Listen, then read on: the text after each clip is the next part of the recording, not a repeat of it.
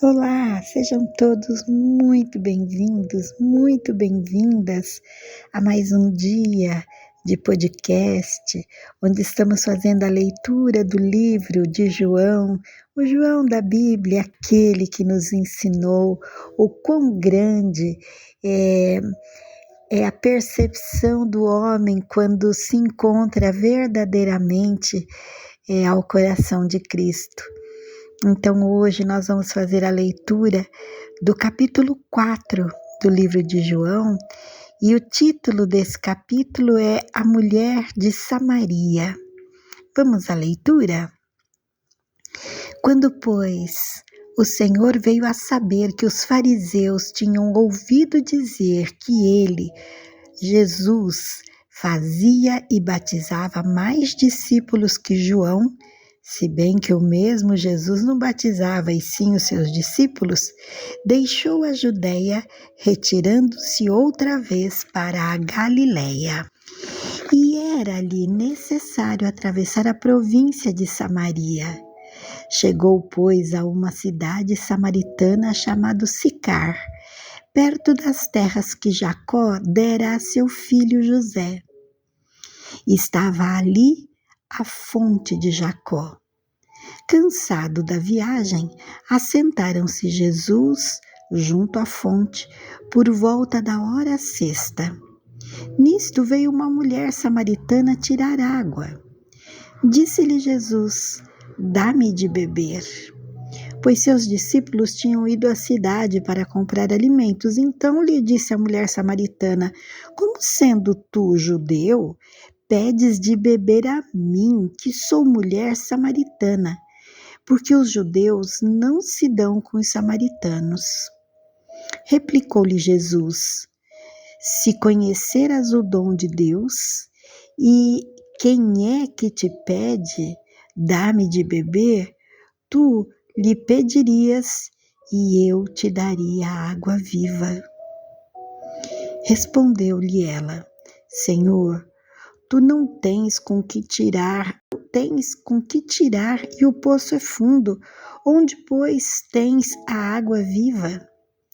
És tu, porventura, maior do que Jacó, o nosso pai, que nos deu o poço, do qual ele mesmo bebeu, e bem assim seus filhos e seu gado? Afirmou-lhe Jesus: quem beber desta água tornará a ter sede. Aquele, porém, que beber da água que eu lhe der, nunca mais terá sede. Pelo contrário, a água que eu lhe der será nele uma fonte a jorrar para a vida eterna. Disse-lhe a mulher: Senhor, dá-me dessa água para que eu não tenha mais sede e nem precise vir aqui buscá-la. Disse-lhe Jesus: vai, chama teu marido e vem cá. Ao que lhe respondeu a mulher: eu não tenho marido. Replicou-lhe Jesus: bem disseste, não tenho marido, porque 5 maridos já tiveste, e esse que agora tens não é teu marido. Isto disseste com verdade. Meus queridos amigos e amigas, eu acabei de sair do banho e peguei aqui o meu livro sagrado, e até vou confessar que titubeei um pouco para fazer essa leitura de hoje, porque eu achava que eu estava sem inspiração, cansada talvez do dia, que foi um pouco puxado, mas sem inspiração. E eu vou dizer para vocês uma coisa, que eu não me preparo, assim, fazendo uma leitura, fazendo pesquisa para falar desses textos cientificamente. Eu já comentei em outros áudios que a minha intenção não é pregar o evangelho para ninguém, não é profetizar sobre a vida de ninguém, também não tenho a intenção de converter ninguém ao cristianismo, mas eu tenho sim compartilhado com vocês que têm me ouvido, com os meus amigos que estão próximos de mim, a minha expansão de consciência. Quando a gente busca essa expansão de consciência, a gente está demonstrando para Deus um sinal de que dentro de nós chegou no limite do aprendizado que a gente tinha e a gente está precisando de mais, a gente está precisando expandir, a gente está precisando deixar de lado aquelas crenças que nos limitavam por tanto tempo, porque nós honramos os nossos pais, nós honramos os nossos ancestrais e fazemos de tudo para pertencer ao grupo familiar ao qual nós nascemos, com o objetivo de não sentir a dor da exclusão. Então, para não sermos excluídos, e isso eu estou dizendo de modo inconsciente, nós acabamos fazendo coisas que a gente jamais imaginou que pudesse fazer, mas para honrar a família na qual nós nascemos. Então, inconscientemente, a gente se envolve com o álcool, se a história da nossa família for uma história de alcoolismo. Nós nos envolvemos com droga, com prostituição, se na história da nossa família tem isso tudo. Eu não estou dizendo que a pessoa faz isso de maneira consciente. O que eu estou dizendo é que as pessoas fazem isso inconscientemente, mas elas não sabem que estão fazendo para que o DNA das emoções da sua família continue vivo. Então, muitas vezes, procurando honrar os nossos antepassados, nós repetimos a história deles, histórias de dor, histórias de sofrimento, histórias de traição, histórias de empobrecimento, e outras tantas histórias que quando a gente começa a procurar na raiz das nossas famílias, nós vamos observando que isso está presente ali, em algum lugar, em alguma daquelas famílias, né, que fazem parte do nosso clã. E a gente, sem querer, vai repetindo essas histórias. Então, a nossa expansão de consciência, ela vem disso, da gente ir se desvencilhando desses hábitos, desses costumes, daqueles que nos fazem mal, não daqueles que nos fazem bem, porque aquilo que nos faz bem precisa permanecer, mas as coisas que nos fazem mal, essas sim, precisam ser eliminadas das nossas vidas e às vezes a gente não sabe como fazer. Então, quando Jesus começa a conversar com essa mulher samaritana e dizendo para ela quem ele que é alguém que pode nos oferecer uma água viva, traz para o meu coração uma sensação tão gostosa, sabe aquela paz que a própria Bíblia diz que é a paz que excede todo o entendimento? É essa paz que vem no meu coração, ela excede o entendimento, porque eu tenho certeza que eu bebi da fonte da água viva, e essa água viva circula dentro de mim, e essa água viva vai ganhando espaço dentro de mim à medida em que eu vou aprendendo a amar, a respeitar, a conviver com as pessoas, independente delas terem ou não a mesma opinião que eu.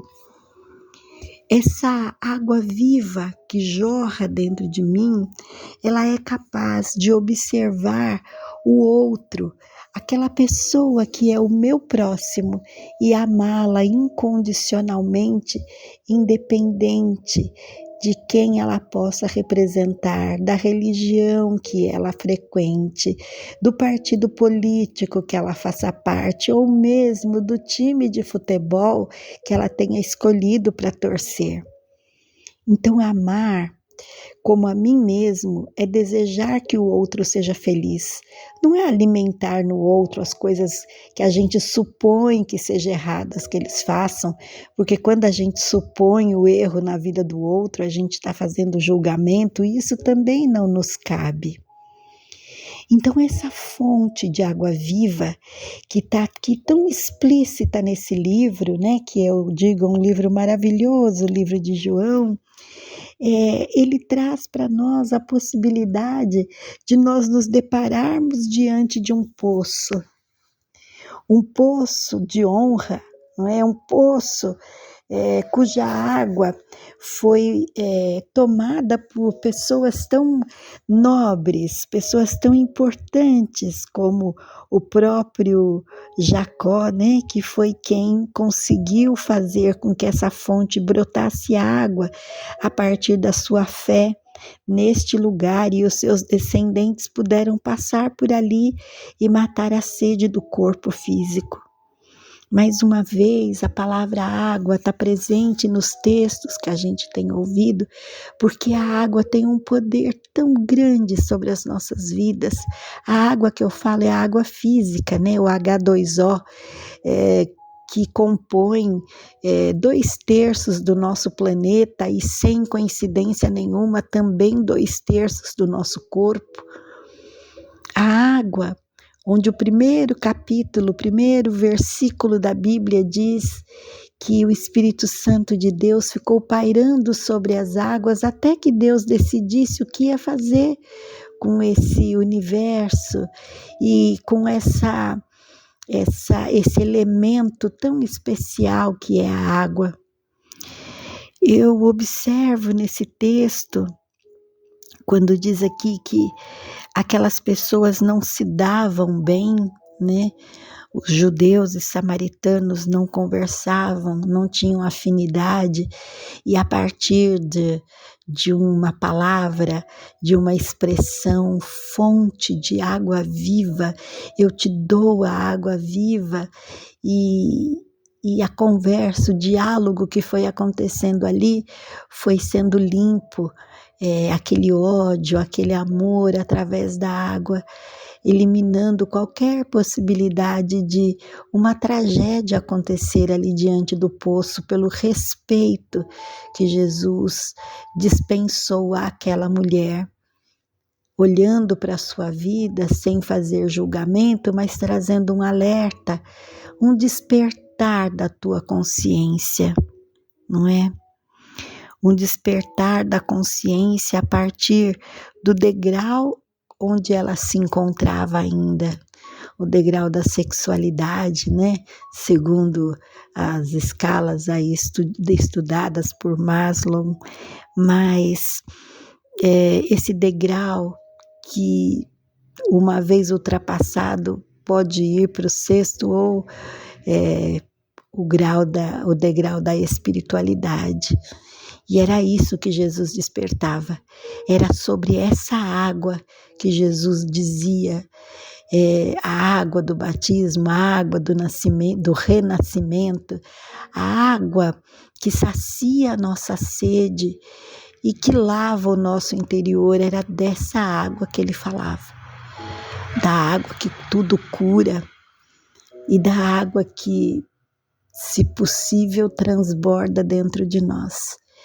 E é essa expansão da nossa consciência, quando essa água transborda, quando ela ultrapassa o limite daquilo que nós conhecíamos e nos dá a oportunidade de o nosso conhecimento sobre a vida e sobre o mundo ser ainda maior. Eu espero que essas palavras que foram colocadas no meu coração hoje, elas alcancem o seu e te deem a oportunidade de conhecer essa fonte de água viva que nos tira as angústias, as dores, que nos tira a sensação de perda e nos coloca a sensação de vida, e vida em abundância. Muito obrigada por você ter ficado comigo até aqui.